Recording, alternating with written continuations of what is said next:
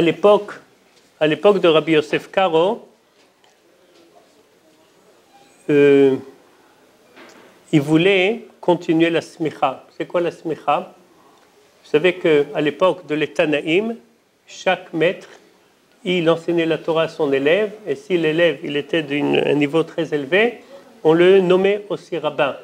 On lui faisait la smicha. Ça veut dire on mettait, pareil qu'on mettait sa main sur sa tête, ça veut dire on lui donnait l'autorisation pour enseigner la Torah. Ça veut dire ça s'appelait la smicha. Comment? Smicha, c'est avec un sin, c'est une couverture, mais là c'est avec un samech.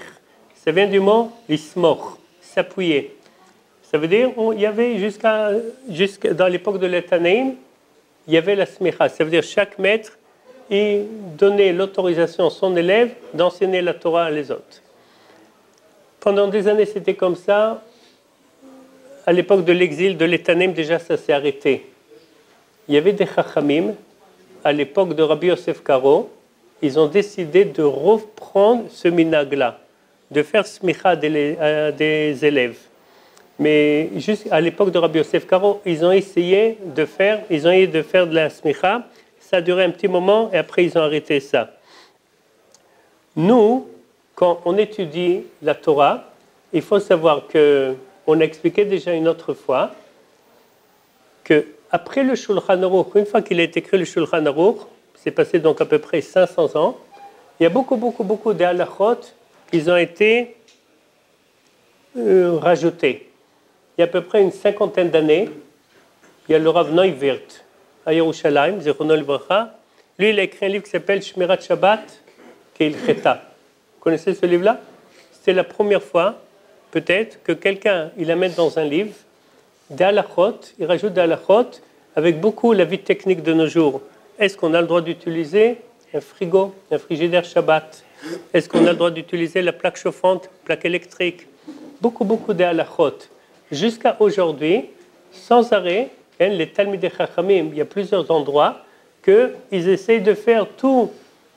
Ils essayent d'enseigner tout la halachot avec la vie moderne pour l'appliquer dans la vie de tous les jours. Par exemple, je vais vous donner par exemple un exemple. Vous connaissez, ils ont inventé, en Israël, vous savez, il y a par exemple Manachama, vous connaissez? Quelqu'un qui a faim, il n'a pas de quoi manger, qu'est-ce qu'il mange en Israël? Manachama, c'est quoi? Manachama, c'est comme un verre avec de la soupe qui est préparée, normalement elle est préparée, il faut rajouter de l'eau chaude et ça cuit à l'intérieur, en 2-3 minutes c'est déjà prêt. Il y a des choses qu'ils ont inventées, c'est quelque chose qu'ils ont inventé. Donc il y a beaucoup de halachot de nos jours qui parlent sur ces choses-là. Est-ce que Shabbat, on a le droit de rajouter de l'eau chaude, du bouilloire électrique? Est-ce qu'on a le droit de rajouter, pour manger ça, ça va devenir comme une soupe? Il y a beaucoup de halachot qui concernent tout ce qui est l'électricité, les lumières. Est-ce qu'on a le droit, par exemple, d'ouvrir l'eau chaude Shabbat? L'eau chaude qui a été donnée par le Dout Shemesh. En Israël, ils ont les Dout Shemesh, vous savez, pour l'eau chaude. Est-ce qu'on a le droit de l'ouvrir pendant Shabbat? Le Rav Ovadia Zatzal lui permet. Il y a beaucoup de halachot, donc le plus qu'on va avec les années, et le plus qu'on a besoin des Talmidei Chachamim qui vont nous répondre à ces choses-là. C'est des Chachamim qui connaissent mamash toute la Torah pour savoir répondre à ces questions-là. Le Rav Ovadia Yosef Zatzal, une fois, vous avez fait attention que dans ces photos, on voit toujours qu'il a des lunettes sombres, noires. Comment ça se fait? Le Rav Ovadia Yosef, une fois, il avait une maladie très très grave dans les yeux. Et il était dans un danger, mamash, presque chas v'shalom, de perdre la vue. Et il a écrit qu'une fois, il est parti à Tzfat, il est parti prier sur le tombeau de Rabbi Yosef Karo. Et il a fait un éder, il a dit, Rabbi Yosef Karo, si tu vas prier pour moi, Bezat Hashem, que je ne vais pas perdre ma vue, moi je vais faire tout le possible au monde pour publier ta Torah, pour publier tes halachot. Et pendant qu'ils étaient à Tzfat, sa femme elle reçoit un coup de fil, aussi elle était avec elle à Tzfat. Il y a un docteur de France qui est arrivé à Yerushalayim et il est prêt à soigner le Rav Ovadia. Et le Rav Ovadia, il est revenu à Yerushalayim, mais en fait, il a trouvé qu'il avait un problème que quand il y a trop de lumière, ça le dérange. Donc c'est pour ça qu'ils ont essayé de lui donner des lunettes qui sont sombres, parce que la lumière, ça le dérangeait. Et il n'a pas perdu, il a vu Baruch Hashem. Mais en fait, il a fait son éder, il a dit comme ça, que de partout où il allait, c'était pour publier les psakim de Rav Yosef Karo.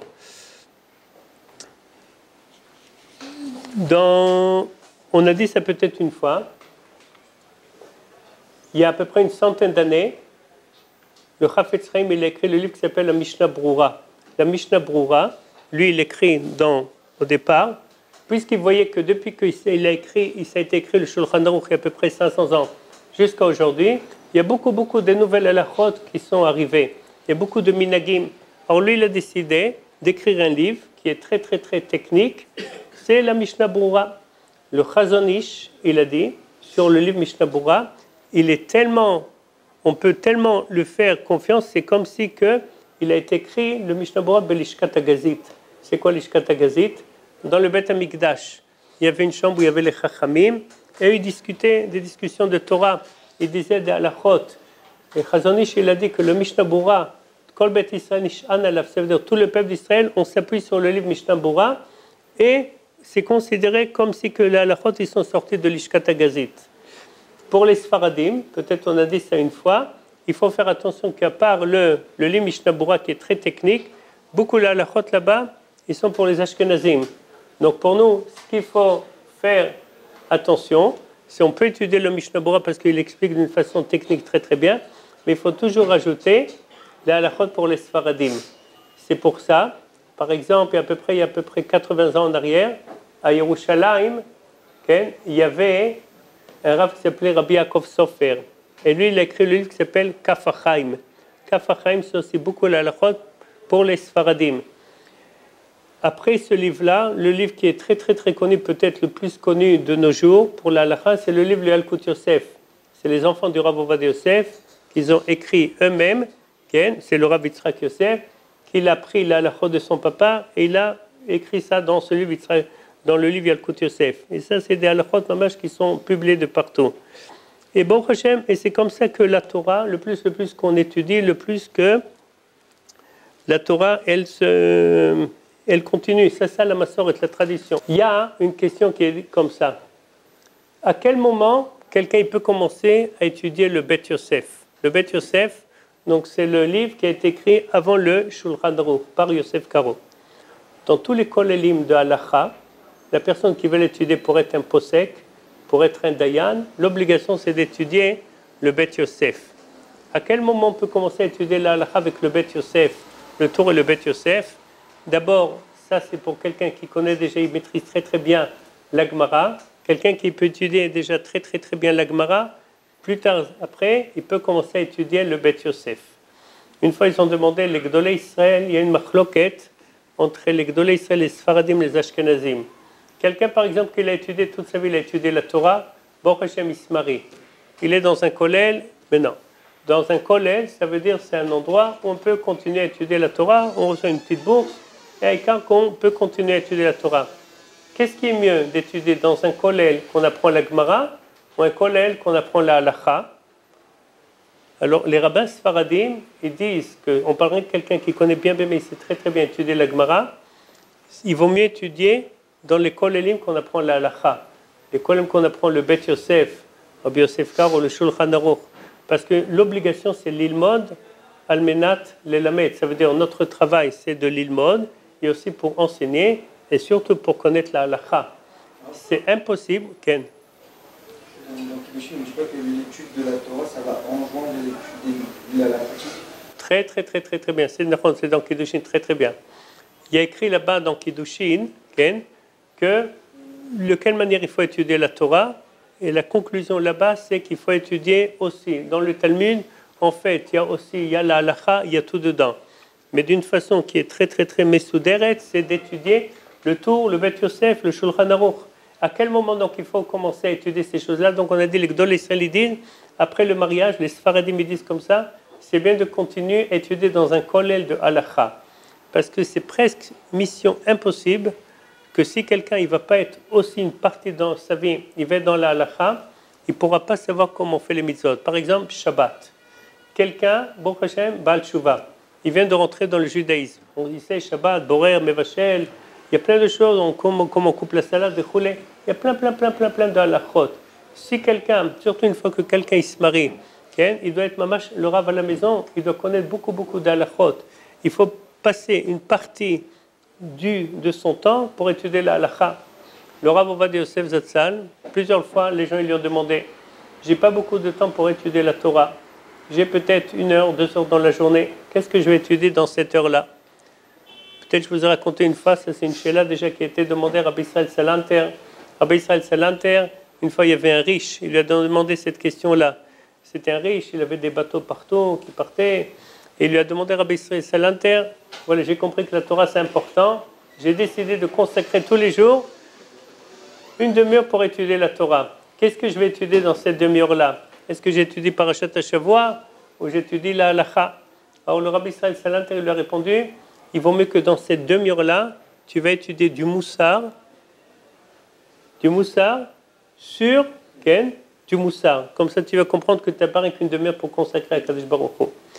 Alors Rav Ovadia Yosef, plusieurs fois aussi, lui ont demandé cette question-là. Il disait comme ça, quelqu'un qui n'a pas le temps beaucoup d'étudier, quelqu'un qui travaille, il passe la journée dans le travail. Il faut fixer quand même tous les jours un moment pour étudier la Torah. Peu importe ce que la personne y fait, il faut consacrer un temps pour l'étude. Les rabbins, donc les rabbanim sfaradim, ils disent, il vaut mieux étudier la halakha. La halakha, pour savoir quoi faire, comment prier, comment faire Shabbat. Et c'est connu, c'est écrit dans tous les livres que sur le Chod Shabbat. Si on ne révise pas sans arrêt la halachot Shabbat, il n'y a aucune chance de pratiquer mamash le Shabbat. Parce que il y a tellement d'halachot, il y a 39 travaux interdits. Et il faut bien aller apprendre ces halachot-là pour savoir comment observer le Shabbat. Les Ashkenazim, ils disent non, le Steipel Zatzal, il disait quelqu'un qui n'a pas beaucoup de temps d'étudier, il vaut mieux qu'il étudie la Torah en profondeur, Beyun, Gemara, il prend sa Gemara et il étudie Beyun, en profondeur. Alors ça c'est Ken. Si on n'a que 10 minutes, 10 minutes par jour. le tour ou le Betchus? Hein? Oh non, pas, ni ça. Et si on doit faire un des deux, c'est lequel? Très bien. Si quelqu'un il a rien que 10 minutes, il vaut mieux qu'il étudie 5 des piskei à la chôte, comme le Yalkut Yosef. Tachles. Ça veut dire qu'est-ce qu'on fait? Parce que le tour Bet Yosef, ça c'est pour les Talmidei Chachamim. Déjà parce que, par exemple, il y a une halakha. Le tour, je vais vous expliquer comment ça marche. Là où il y a le tour, il dit la halakha, il dit la majorité des poskim, la majorité des décisionnaires qui étaient à l'époque. Le tour, c'était à peu près il y a 700 ans en arrière. Il amène donc l'opinion de son papa, le Roche, et encore la majorité des opinions qu'il était à l'époque. Il vient Rabbi Yosef Karo, et il a écrit un livre qui s'appelle le Bet Yosef. Qu'est-ce qu'il a écrit dans ce Bet Yosef-là? Déjà, il amène toute la Sugia de la Gemara. Il amène la Sugia de la Gemara. Il amène déjà avec Rashi. Qu'est-ce que Rashi a dit? Il amène l'opinion de Tosfot. À part les opinions qui ont été dites par le Tour, il amène aussi des autres poskim. Et il amène le Rif, le Roche et le Rambam. Et il raconte comment la halakha elle s'est développée. Et Tachles, qu'est-ce qu'il faut faire de nos jours? Donc en général, il tranche là-bas. Et après qu'il a fait ce livre-là, qu'il est très... Chacun qui veut être un Dayan, qui veut être un Posek, qui veut être un Moré Ora, il doit connaître tout le tour Bet Yosef. Surtout dans Orach Chaim, c'est la partie qui parle, Shabbat, les Tfilot, tous les halachot qui concernent les temps, il faut le connaître très bien ce livre-là. Le tour Bet Yosef. Dans les kolélim de halachot, pratiquement une bonne partie de la journée, ce qu'on fait, c'est le tour Bet Yosef. Maintenant, quelqu'un, donc on a dit qu'il n'a pas le temps, mais dans ça prend beaucoup de temps pour étudier. En plus, c'est rien que pour quelqu'un qui a étudié la Gemara, il connaît très bien la Gemara. C'est une mission impossible, quelqu'un qui ne sait pas encore bien la Gemara pour commencer à étudier ces choses-là. C'est des choses qui sont profondes, ça prend du temps, et il faut savoir sortir la halakha de chaque chose. Et l'essentiel qu'un juif il doit savoir, c'est de savoir bien, Vedibar Tabam. Ça veut dire quoi Vedibar Tabam? Il faut connaître la halakha bien. Il faut qu'on lui demande quelque chose, tout de suite la personne elle sait savoir. Et pas il bégaye, oui, comme ça, ma grand-mère elle a dit qu'il faut faire comme ça. Pas des choses comme ça. Il faut mamash savoir tachles chaque chose. Il y a dans dans Ilchot Shabbat. Le Mishnah Berurah, il amène, donc on a dit, quelque chose qui est très connu, Rabbi Yonatan Eibschitz, qui dit que c'est prêt, il dit sans arrêt, il faut réviser l'Ilchot Shabbat. Parce que si on ne fait pas ça, Ad Shalom, on risque de profaner le Shabbat. Et maintenant, l'étude de l'Ilchot Shabbat, il faut passer au moins le Shabbat, au moins chaque repas du Shabbat, 5 minutes avec une halakha. Commencer avec une halakha à 2-3 halakhot. Ça dépend, des fois on est à table, des fois on est avec des gens, ça dépend avec qui on se trouve, mais c'est bien les akototam, c'est bien de leur enseigner, regardez, le livre c'est écrit comme ça, il faut faire comme ça, de quelle manière on coupe la salade Shabbat. Quelqu'un qui veut trier, quelqu'un qui veut préparer, par exemple quelqu'un qui a fini le repas de midi, il veut laisser une partie de la salade pour Seudah Shlishit, et une autre partie il veut la jeter, de quelle manière on a le droit de faire ça, ou on n'a pas le droit de faire ça, ça c'est l'Ilchot Borer par exemple, ça prend du temps pour apprendre, et c'est détail et détail et détail. La Torah, ça veut dire c'est rempli, c'est rempli, c'est rempli. La Torah, c'est rempli de détails. Il y a beaucoup de halachot. Par exemple, quelqu'un qui a mangé un bisli. Vous connaissez bisli? Dès qu'on a fini le bisli, on a pris le sachet, on a mangé ce qu'il y avait dedans, on a pris le contenu, on a mangé. Le sachet, tout de suite, il devient mouktsé après. Tout ce qui est destiné à la poubelle, après, c'est mouktsé. Alors, soit on le met tout de suite, une fois qu'on a la dernière chose qu'on a pris dans la boule, après, il faut le mettre directement dans la poubelle. Hein? Les cacahuètes, on a l'habitude, qu'on a le droit d'enlever la peau rouge. Il y a certains qui disent qu'on n'a pas le droit. Il y a certains qui disent avant Shabbat, il faut enlever ces choses-là. Il faut connaître la halachot. Donc ça vaut la peine, mamash, d'investir un temps pour connaître la halacha. Ilchot tfila, dans la tfila. Maintenant, on se trouve dans Barech Aleinu. Quelqu'un qui n'a pas dit Barech Aleinu, il s'est trompé, il a dit Barecheinu. Qu'est-ce qu'il est obligé de faire? De quelle manière il revient en arrière? Il y a beaucoup d'halachot. Donc ça vaut la peine que vous avez chacun un moment fixé pour la halakha. Sûrement vous avez ici des cours de halakha, je m'imagine. Il faut mamash noter chaque chose et réviser, parce que ça c'est la chose qui est très très très importante, d'être baki ba halakha.